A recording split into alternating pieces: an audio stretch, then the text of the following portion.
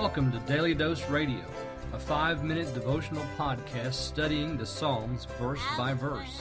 Broadcast from the ever-beautiful Sharonville, Ohio, on the sunny side of Cincinnati.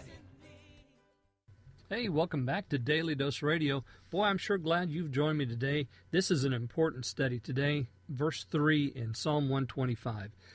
Psalm 125 is the sixth step in our Ascent Psalms. We've been traveling. We started out in Meshech and Kedar, and now we've moved all the way up, and we're drawing near to Jerusalem, because Jerusalem has been the subject of now at least two of our Psalms, and we see here this subject of trust. This is the people of God under persecution, abiding in trust, and they're trusting the Lord. They're not going to be moved, even though the gales of the ungodly blow against them, because the Lord surrounds His people like mountains surround Jerusalem. They are unmovable like Mount Zion. It's not going to be shaken. It's not going to be moved. And today we come to verse 3, and let me read that to you from my translation. For it will not rest, that is the rod of the wicked, upon the lot of the righteous, in order that the righteous not send out their hand with the wicked. Now that's my translation, and it's very wooden, and there's a lot here I need to explain, but I hope its awkwardness helps us understand the meaning behind this particular verse. Because as I said, I teased you at the beginning, this verse is sort of the axle. It's the point on which all of this turns. The trust of the Lord is engaged by the people, and the Lord surrounds His people as mountains surround Jerusalem. This is the Lord, who is our help, actually engaging in that help. And the reason is so that the rod of the wicked does not rest on the lot of the righteous. So let's go over a few things here. First of all, the lot or the rod. Let's talk about that first. The rod of the wicked. What is that? Well, the rod can also be translated scepter, which I think, now that I'm thinking about it, that it probably should be in my translation scepter.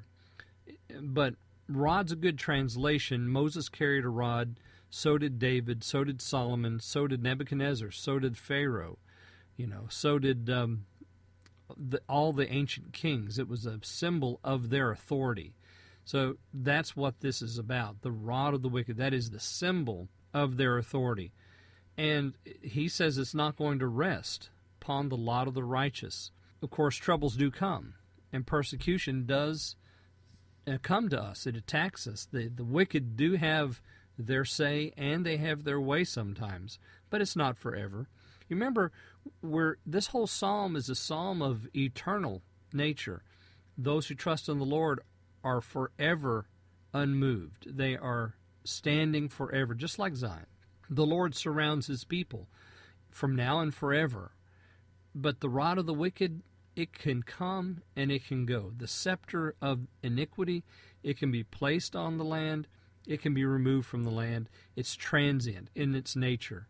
So with us, we can see that bad things are happening in America.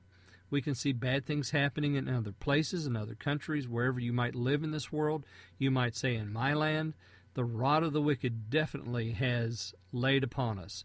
But the church is eternal. The rod of the wicked is not. So fear not, friend. It won't last forever. And sometimes He actually uses the rod of the wicked to judge us for our sins. He did that to Israel.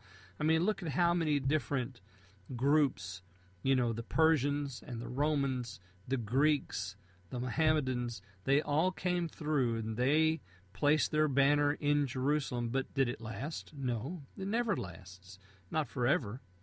In order that the righteous not send out. Now, here's the word construction here is interesting. The verb send out is translated there, and it's what it means. It means to send out. But I think the idea is to strike hands with. So in order that the righteous not send out their hand, or in order that the righteous not engage with, that's the idea, or strike hands with the wicked.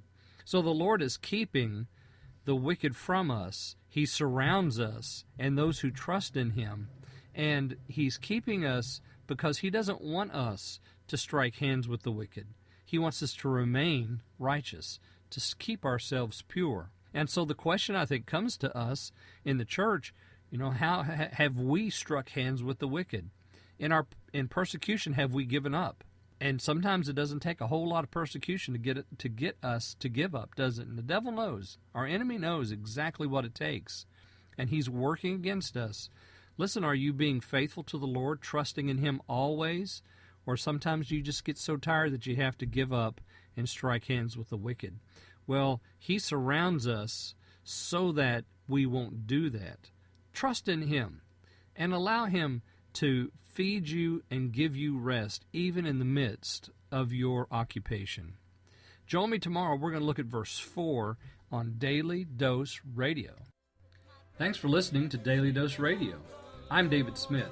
The music today has been performed by the Bluegrass Experiment. Thanks again for listening. I'll see you next time on Daily Dose Radio.